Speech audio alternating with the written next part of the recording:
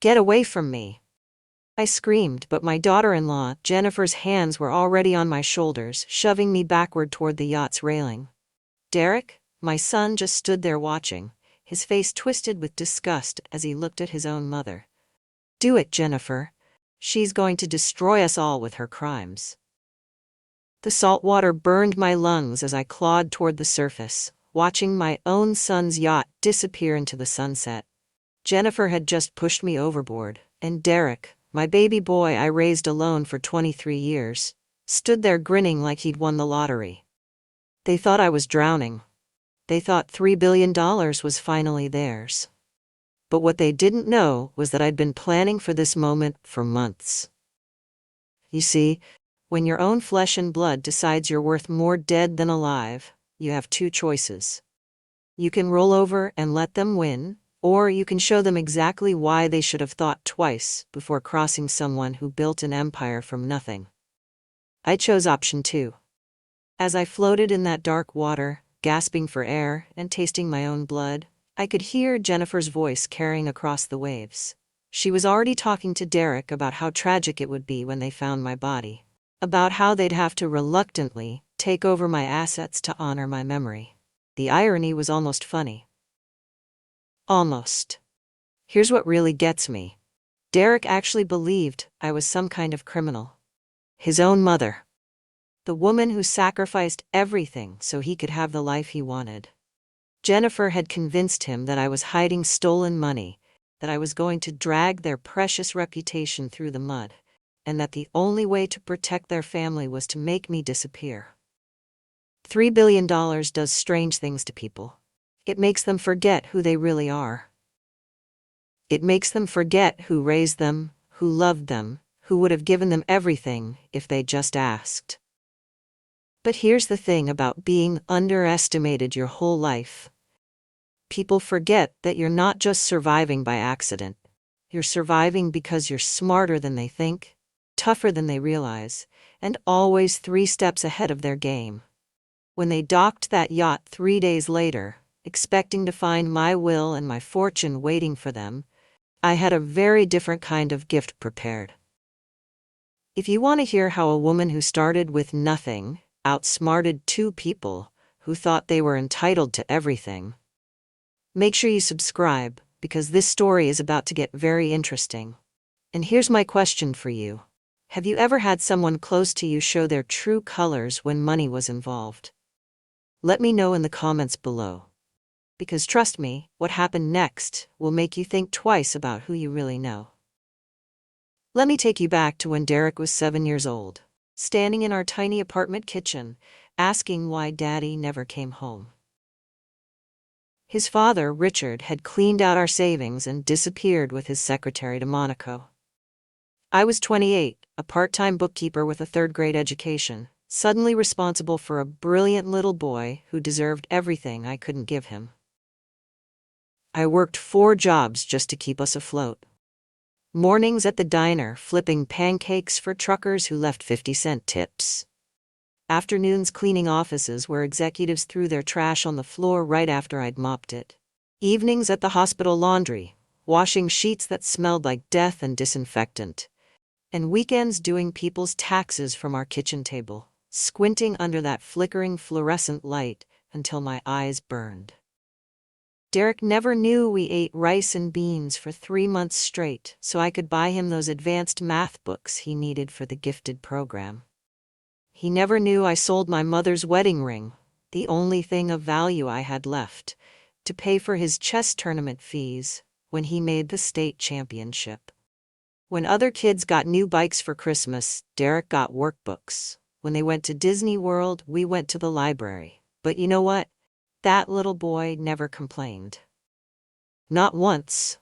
He'd sit at our wobbly kitchen table doing calculus problems at age 10 while I balanced other people's checkbooks, and he'd look up at me with those bright eyes and say, "Mom, when I grow up, I'm going to take care of you." Those words kept me going through everything. Through the nights when I fell asleep standing up at the laundry machines.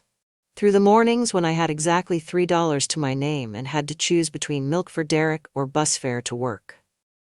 Through the years when I wore the same 2 dresses until they literally fell apart because every penny went to that boy's future. When he got into Harvard, I mortgaged our little house twice. The bank officer looked at me like I was insane. A single mother with 4 jobs trying to borrow money for an Ivy League education? But I didn't care. Derek was brilliant. And brilliant minds shouldn't be trapped by circumstances. 4 years later, when he graduated summa cum laude and wanted to start his tech company, I didn't hesitate. I walked into that same bank and emptied my entire retirement fund, $43,000 I'd scraped together over 15 years of working myself to the bone. I'll never forget that moment when I handed him the check. Derek wrapped me in the biggest hug and said, "Mom, when I make it big, you'll never want for anything again. We're partners for life." Partners for life. Those words meant everything to me. They meant that all those years of sacrifice, all those sleepless nights, all those times I went without so he could have more, it was all worth it. I believed him completely. Because that's what mothers do. We believe in our children even when they stop believing in us. What Derek didn't know was that while he was building his company, I was quietly building something even bigger. One of my tax clients was Harold Montgomery, a brilliant oil executive with no family and a sharp eye for opportunity. Harold was different from my other clients, where most people just wanted their numbers done quick and cheap. Harold would sit at my kitchen table for hours watching me work. One day, as I balanced his accounts, he said something that changed my life forever.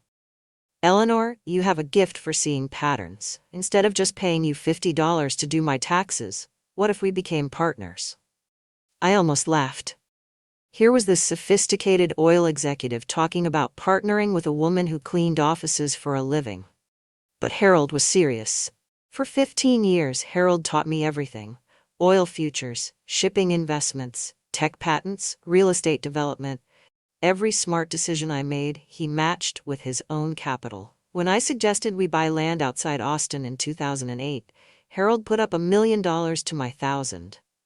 When I said that little electric car company Tesla might be worth watching, he matched my $5,000 investment with $500,000 of his own. "We're 50-50 partners in everything," he'd always say. "Your brains, my capital, our success." But I never felt like his equal. Even as our investments kept paying off bigger and bigger, I still lived in my little house, still drove my beat-up Honda, still did other people's taxes on weekends. I knew we were making money, but Harold handled all the big picture stuff.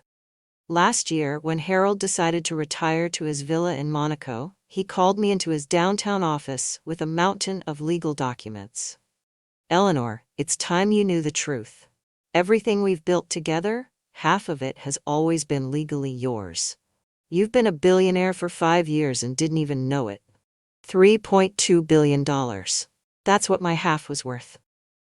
$3.2 billion that I'd earned through 15 years of smart decisions and trusting my instincts." And Derek had no idea his mother was one of the richest women in Texas. That's when Derek met Jennifer Pierce. 26 years old, Instagram influencer, and the daughter of a family that had lost their fortune in the 2008 crash. She saw Derek's $50 million company and latched on like a parasite. I knew something was wrong the first time Derek brought her to dinner. Jennifer walked into my little house like she was stepping into a garbage dump, wrinkling her nose at my second-hand furniture and faded wallpaper. Within 6 months, she'd convinced him to move into a penthouse. Within a year, they were engaged. And that's when Jennifer's true colors really started showing. She started calling me Derek's old baggage at family dinners. She'd roll her eyes when I spoke, interrupt me constantly, and make snide comments about my clothes, my house, my working-class background. The Derek? He thought it was hilarious. "Mom, you need to learn to take a joke," he'd say when I'd try to talk to him privately. "Jennifer's just being playful. You're too sensitive."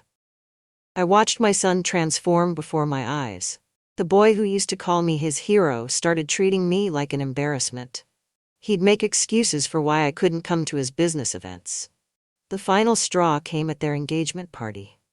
Jennifer stood up in front of 200 guests and announced that once they were married, I'd need to find somewhere else to live, because my little house was embarrassing to the family. Derek stood right there, champagne in hand, and nodded along. It might be time for you to downsize anyway, Mom. Maybe find a nice retirement community. That night, I sat in my kitchen where I'd raised that boy, where Harold and I had built an empire worth billions.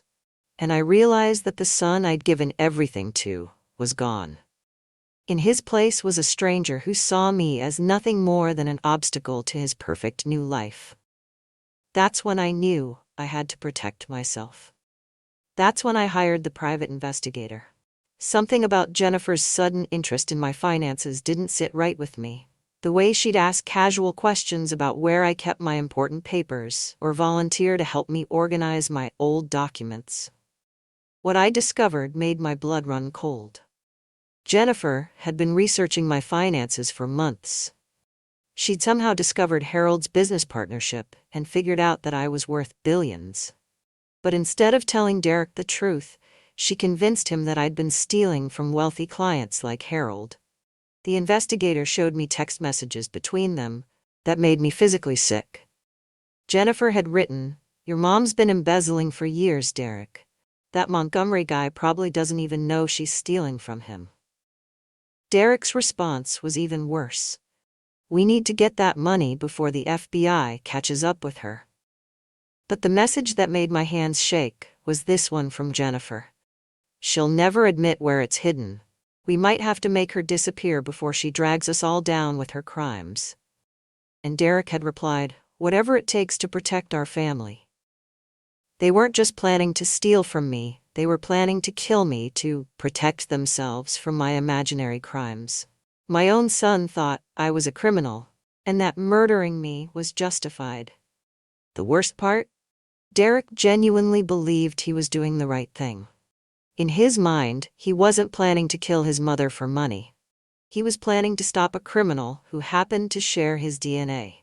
If you're wondering how far some people will go when they think billions of dollars are at stake, make sure you subscribe because what happened next will shock you.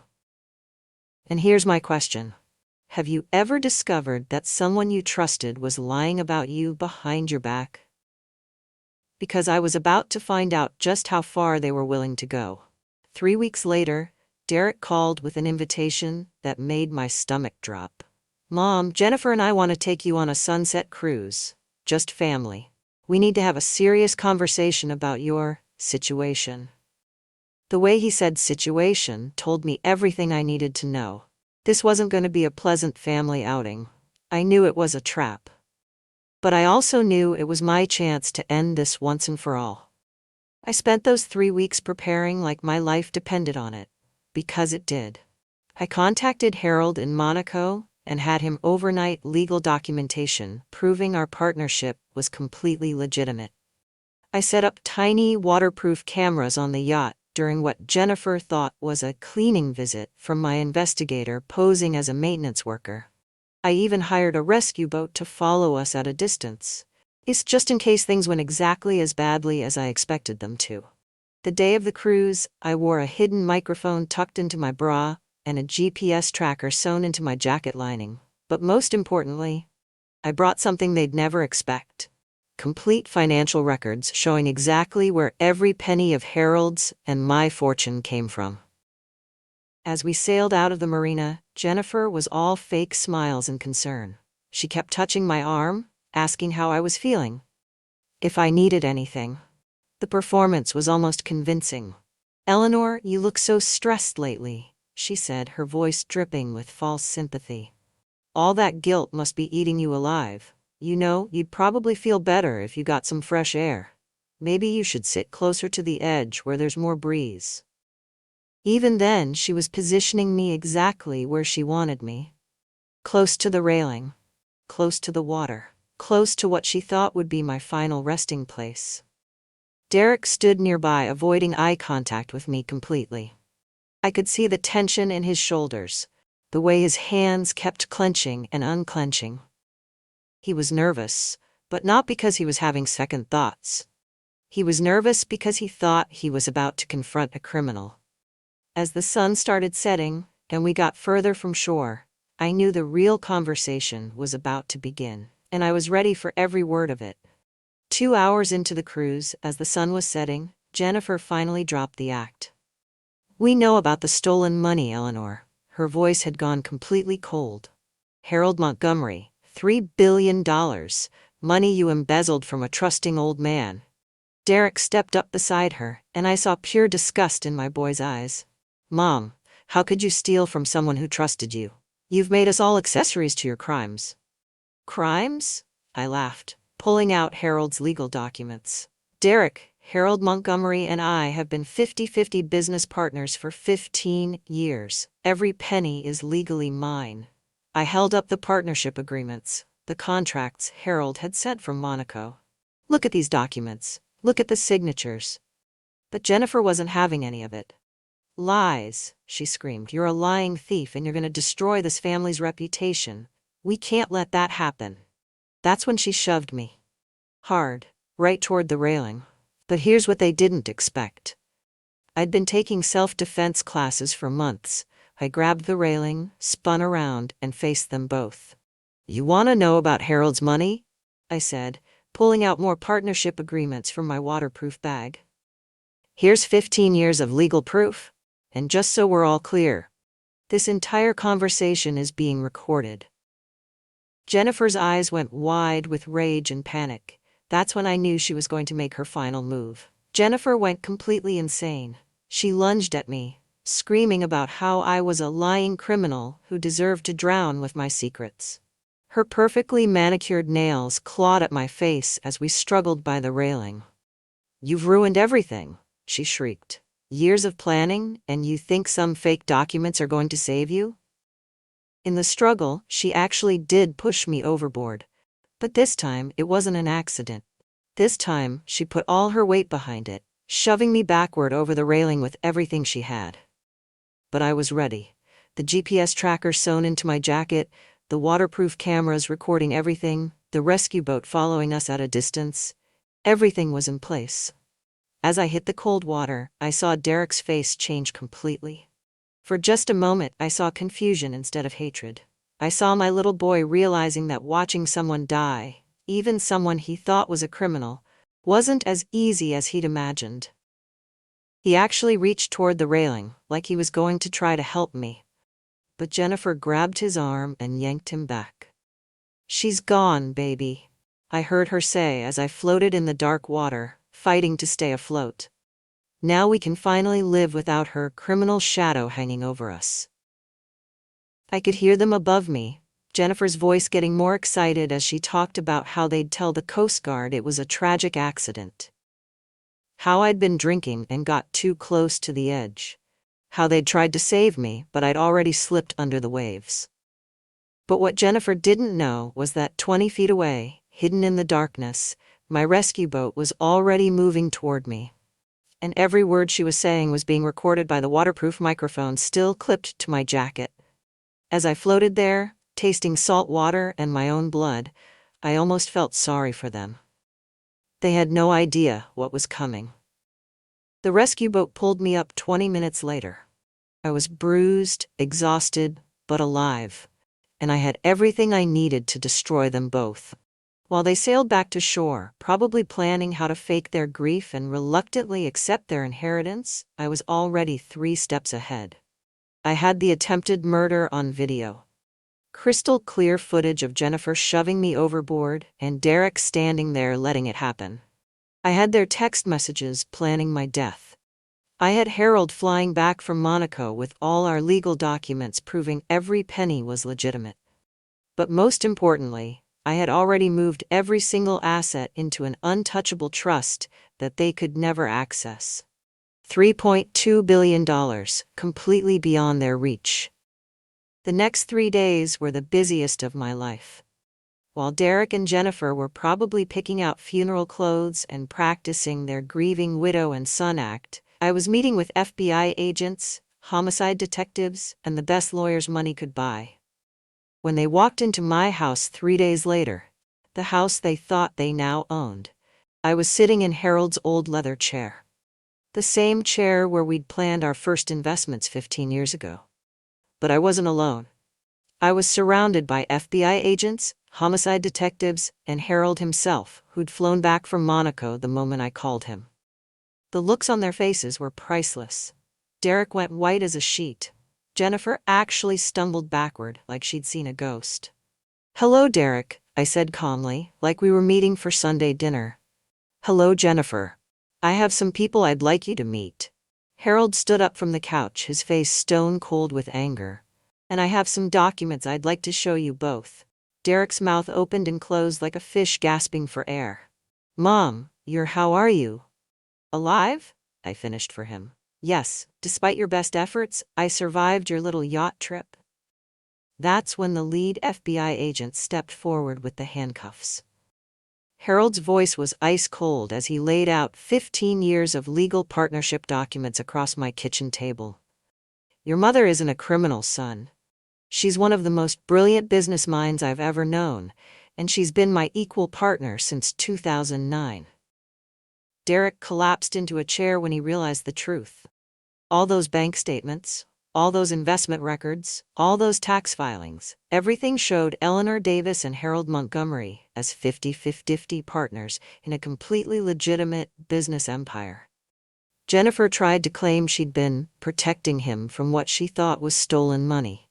"I was trying to save Derek from his mother's crimes," she sobbed to the FBI agents. "I thought she was going to destroy our family."